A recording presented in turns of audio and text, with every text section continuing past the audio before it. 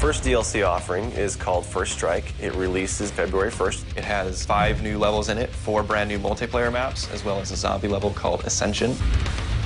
Kowloon is inspired by the single-player campaign level that was also set in Kowloon City, China, but the actual design and the layout and the geometry in the map is built from the ground up for MP. Kowloon is the only map that has zip lines, which will allow players to quickly get from point A to point B. The trade-off to that is that you're completely exposed while you're on the zip line. You can't use your weapon. It's going to get you to your location much faster, but there's also the risk that you're going to get shot. Discovery is an Antarctic research station that was a German outpost left over from World War II. The two sides of the maps are divided by a deep chasm. You're always kind of fighting for control over that crossover from one side of the map to the other. My tips for Discovery is really just learning the layout of the map, understanding how that chasm can impact the flow of the gameplay, and always being conscious of the exposure that you have to long-range weapons. You might be on a snow bridge and somebody throws a grenade, which collapses the floor around you.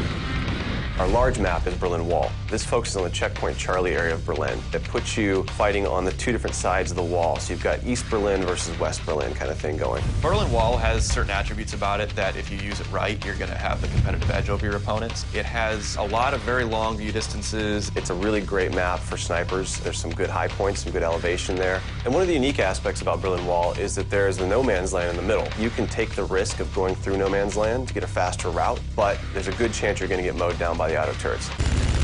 The stadium's one of my favorite maps. I am a running gunner, so I tend to like that map. It's going to provide those close quarter players tight adrenaline, action-packed experience. So never underestimate the value of tactical insertion, and always be checking your corners and realize that these engagement distances are going to be really small, so use that to your advantage. I think it's going to cater to a lot of the players who just like the frenetic style of gameplay that Call of Duty has to offer.